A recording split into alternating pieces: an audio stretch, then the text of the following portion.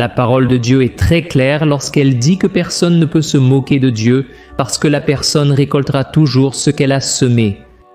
Mais malheureusement, il semble que beaucoup de personnes continuent d'ignorer cela et même de défier cette vérité comme si rien ne pouvait leur arriver. Et parmi ces personnes se trouve la chanteuse américaine Lady Gaga. Lors d'une de ses tournées les plus récentes, l'artiste a pensé que ce serait une bonne idée de profaner le nom de Jésus-Christ devant tout le monde. Ce qu'elle ne savait pas, c'est que de terribles conséquences l'attendaient. Et dans la vidéo d'aujourd'hui, je vais vous montrer ce qui est arrivé exactement à Lady Gaga au moment précis où elle a blasphémé contre Jésus, et je vais aussi vous montrer d'autres stars qui ont également fait quelque chose de similaire. Et il semble que malheureusement cette attitude est devenue à la mode, surtout parmi les chanteurs.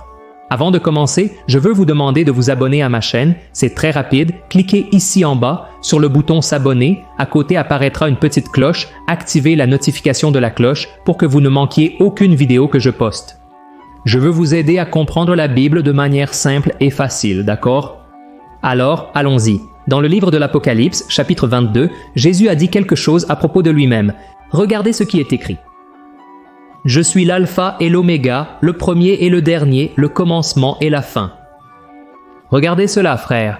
Lorsque Jésus a dit qu'il est l'alpha et l'oméga, il montre qu'il a toujours existé et qu'il restera toujours jusqu'à la fin, d'accord? Et peut-être que vous ne le savez pas, mais alpha et oméga sont la première et la dernière lettre de l'alphabet grec, montrant qu'il est omnipotent et qu'il vit éternellement. Et puis soudainement, certaines personnes manquent de respect à quelque chose d'aussi sacré, ignorant la sainteté et la divinité de Jésus comme s'il n'était rien. Alors aujourd'hui, je veux parler non seulement de Lady Gaga et montrer ce qui lui arrive, mais je veux aussi montrer comment certaines femmes profitent de leur célébrité, de leur popularité pour se moquer du Christ. Et avant que vous ne me demandiez pourquoi je ne vais citer que des artistes féminines, je veux que vous sachiez que cela n'a rien à voir avec le machisme ou les préjugés. D'ailleurs, si vous voulez que j'enregistre une vidéo uniquement sur les hommes qui se sont moqués du Seigneur, écrivez-le ici dans les commentaires parce que je vais apporter un contenu très édifiant, d'accord? Alors, allons-y. La première femme, Rihanna. Comme beaucoup d'autres, cette chanteuse américaine a également grandi dans une maison chrétienne. Mais dans une interview accordée à une radio, elle a clairement montré qu'elle ne voulait pas entendre parler des enseignements qu'elle a reçus de sa famille à propos de Jésus. Analysons cet extrait vidéo ensemble.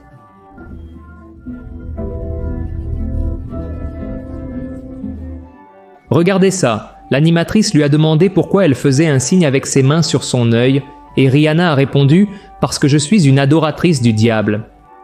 Miséricorde, frère. Et passons à la deuxième femme qui s'est moquée de Jésus, Oprah Winfrey. Oprah est une présentatrice de télévision, actrice, productrice américaine. Elle est connue pour le talk show The Oprah Winfrey Show, qui a été l'émission d'interview la plus regardée dans l'histoire de la télévision. Oprah est connue pour son histoire de vie de dépassement et pour ses interviews avec de grandes célébrités et personnalités publiques. Et dans une ancienne interview, elle avait déjà déclaré que Jésus-Christ n'était pas le seul chemin vers le ciel. Mais ce n'était pas la seule fois qu'elle a méprisé le Seigneur. Dans un talk show, elle et l'animateur Stephen Colbert, bien qu'ils se disent chrétiens, ont plaisanté avec Dieu, interagissant avec une figure créée par ordinateur sur un grand écran qui prétendait être le Seigneur. Et ensuite, le faux Dieu disait être fan d'Oprah, et il ajoutait « J'ai hâte de le dire à Jésus ». Voyez comment c'était.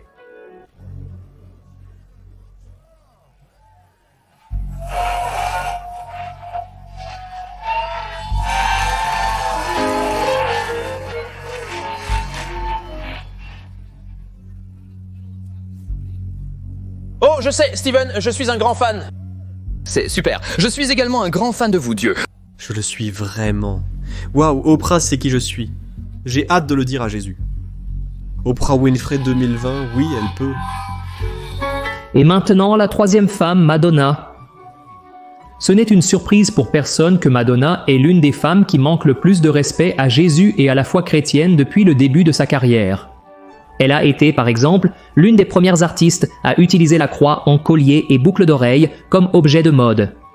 Et quelque temps après, elle a lancé le hit Like a Prayer, qui signifie comme une prière. Et dans le clip de la musique, elle apparaît en dansant devant des crucifix en flammes, embrassant un saint noir et chantant à l'intérieur d'une église. La proportion du clip était telle qu'il a même été interdit dans certains pays. Et ça ne s'est pas arrêté là. Le clip original de la chanson Justify My Love a été censuré sur Musique Télévision en raison de son haut degré d'érotisme. Alors, Madonna était furieuse et elle en a fait un autre encore plus agressif, récitant des versets du livre de l'Apocalypse. Et la situation a provoqué un appel de Jean-Paul II pour que le peuple italien ne se rende pas à sa tournée qui était prévue pour passer par le pays. Et pendant les spectacles en direct, la provocation envers Jésus-Christ et son peuple a été encore plus grande, avec des simulations d'exorcisme et de masturbation. Pouvez-vous croire cela, frères? Passons maintenant à la 4e femme, Yvette Sangalo. Ce dernier cas est le plus récent et s'est produit lors du dernier carnaval dans la ville de Salvador. Lors d'une participation au trio électrique d'Yvette Sangalo, la chanteuse Baby do Brasil a demandé à laisser un message à tous, disant que l'enlèvement était très proche et que tout le monde devrait chercher Dieu pendant qu'il pouvait le trouver. Les paroles de Baby do Brasil ont surpris Yvette Sangalo, qui a montré sa surprise face à ces mots. Et ensuite, la chanteuse bayanaise, sur un ton moqueur, a dit que Dieu ne laisserait pas cela se produire et qu'elle battrait l'Apocalypse, faisant référence à sa chanson Macetando, qui est devenue un hit lors de ce carnaval. Et après avoir dit qu'elle allait battre l'Apocalypse, Yvette Sangalo, avec un visage apparemment changé, a continué en disant « Je vais chanter le Macetando, parce que Dieu envoie le Macetando maintenant. » C'est le Macetando de Jésus. La force de Dieu est plus grande que n'importe quel commandement, que n'importe quelle énergie, parce qu'il est la plus grande énergie de toutes. Et les conséquences de ce manque de respect d'Yvette Sangalo peuvent avoir été récoltées 48 heures plus tard, lors de ce même carnaval. Le trio électrique d'Yvette Sangalo a subi un grave accident à Salvador alors que la chanteuse se produisait et il a failli tomber. Selon les informations, un tube de dioxyde de carbone du véhicule a explosé, blessant 2 personnes. Et vous vous demandez peut-être maintenant, mais pasteur, pourquoi ne parlez-vous que des femmes qui se sont moquées de Jésus de la foi chrétienne? Les hommes n'ont-ils pas aussi fait cela?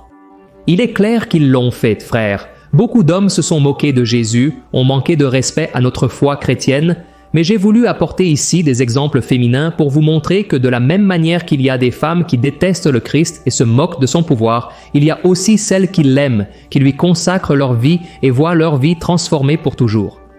Et l'un des plus grands exemples que je veux vous montrer concerne une femme nommée Marie-Madeleine.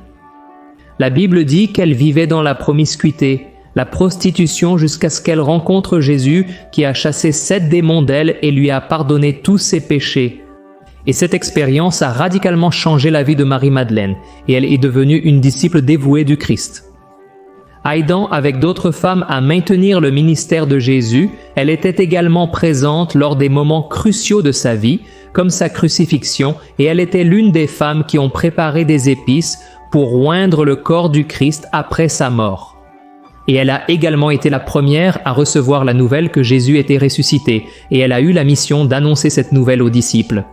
Et face à cela, je veux montrer à vous, femmes, que peu importe les erreurs que vous avez commises dans le passé, si vous donnez vraiment votre vie à Jésus, il peut faire une transformation dans votre vie et vous utiliser de manière incroyable dans la vie des gens, que vous ne connaissez même pas, n'est-ce pas? C'est pourquoi faites très attention aux femmes qui vous inspirent.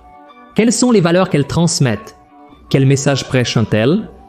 Est-ce qu'elles vous rapprochent de Dieu ou vous en éloignent-elles? Faites très attention à cela, d'accord? Et en parlant de mauvaise influence, je vais tenir ma promesse et maintenant je vais parler de Lady Gaga. Je ne sais pas si vous le savez, mais l'une des chansons les plus attendues des concerts de Lady Gaga s'appelle Judas. Aussi incroyable que cela puisse paraître, ce n'est pas une coïncidence. La chanson parle d'une femme qui est éperdument amoureuse d'un homme nommé Judas, et elle fait plusieurs références à des passages de la Bible et surtout à Jésus. Dans l'une d'elles, la chanteuse dit qu'elle lavera les pieds de Judas avec ses cheveux, si nécessaire, faisant une référence claire au passage de Jean, chapitre 12, où Marie, la sœur de Lazare, lave les pieds de Jésus avec un parfum cher et les essuie avec ses cheveux. Et ensuite, dans la chanson, elle dit qu'elle pardonne les mensonges de Judas et les 3 fois où il l'a trahi, faisant référence aux 3 fois où Pierre renie Jésus et aussi à la trahison de Judas Iscariote. De plus, Lady Gaga se réfère à Judas dans la chanson comme étant un roi sans couronne, et elle dit que Judas peut l'embrasser s'il se sent offensé, et enfin, elle déclare ouvertement que Jésus est sa vertu, mais que Judas est le démon auquel elle s'accroche. Frères, J'ai déjà entendu beaucoup de chansons blasphématoires sur Jésus, mais aucune n'est aussi abjecte que celle-ci. Utiliser des extraits de l'Évangile qui exaltent Jésus pour le comparer à Judas et dire qu'elle préfère le traître au Messie, ce n'est pas seulement quelque chose de irrespectueux, d'agressif, c'est aussi un blasphème. Mais d'après ce que nous avons vu, cette chanteuse paie un lourd tribut pour cela. Jetons un coup d'œil à ce qu'elle a fait et ensuite nous verrons ce qui lui est arrivé juste après. Lady Gaga, lors d'un de ses concerts, elle commence à chanter Judas et puis soudain quelque chose de très étrange se produit. Oui, c'est exact, elle tombe de la scène. Vous vous demandez maintenant si ce n'est pas une simple coïncidence, pasteur? Oui, cela pourrait l'être, mais pourquoi cela lui est-il alors arrivé à nouveau lors d'un autre spectacle? Notez qu'elle est tombée à nouveau. Cela peut sembler être de la malchance, ça peut l'être. Cela rappelle la réaction de nombreuses personnes lorsque le char d'Yvette et Sangalo a eu un accident lors du carnaval de Salvador. Mais alors répondez-moi à une chose, pourquoi Lady Gaga est-elle tombée pour la 3e fois lors d'un autre spectacle qu'elle donnait? Serait-ce une coïncidence et pourquoi est-ce toujours sur la même chanson qui porte le nom de Judas? Comme je l'ai dit au début de cette vidéo, personne ne peut se moquer de Dieu, parce que la personne récoltera toujours ce qu'elle a semé, d'accord? Donc ce que je remarque, c'est que Lady Gaga reçoit de nombreux avertissements et signes de Dieu pour qu'elle arrête de faire ces absurdités, cette blasphème, parce que sinon, si elle ne se repent pas de ses péchés, elle récoltera une conséquence bien pire. La condamnation éternelle en enfer, et ce n'est pas moi qui le dis, mais c'est Jésus lui-même, quand il a dit que ceux qui ne croient pas en lui seront condamnés. Donc, mon souhait avec cette vidéo est que vous qui me regardez, que vous soyez une femme ou un homme, que vous puissiez sincèrement chercher le Seigneur, vous repentir de vos erreurs et ne pas jouer avec les choses saintes. Jouez avec d'autres choses si vous voulez, mais ne jouez pas avec le nom de Dieu, parce que le nom du Seigneur ne peut pas être traité en vain, d'accord? Il y a beaucoup de gens qui se moquent des choses spirituelles et ensuite ils ne comprennent pas pourquoi certaines choses tournent mal dans leur vie, mais c'est parce qu'ils laissent des brèches pour Satan, parce que quand ils ne veulent pas la protection du Seigneur, le diable entre en action. Et là, frère, nous savons la destruction qu'il cause, le diable ne joue pas. De la même manière, Dieu ne joue pas non plus. Aujourd'hui, la porte de la grâce est ouverte et n'importe qui, qu'il soit religieux ou non, ayant un mauvais passé ou un passé même meilleur, peu importe, tous doivent se repentir de leurs péchés, croire en Jésus comme leur Seigneur et Sauveur, parce qu'il est le seul qui peut nous sauver. Amen. Jésus a versé son précieux sang, il n'avait aucun péché, mais là, sur la croix du Calvaire, il est mort pour moi et pour vous, pour nous reconnecter avec Dieu, pour nous réconcilier avec le Seigneur. Je remercie Dieu parce qu'il y a de nombreuses années, j'ai ouvert mon cœur, j'ai abandonné tout mon passé, mon préjugé, et je me suis vraiment donné à Jésus, et il a changé ma vie, et aujourd'hui je peux avoir l'assurance de la vie éternelle, parce que cela ne dépend pas de moi, mais de ce qu'il a fait là sur la croix, et que vous puissiez avoir cette certitude aussi, d'accord ? Que Dieu vous bénisse, j'espère vous voir dans la prochaine vidéo et n'oubliez pas, partagez ce message avec le plus grand nombre de personnes sur WhatsApp. Un grand câlin.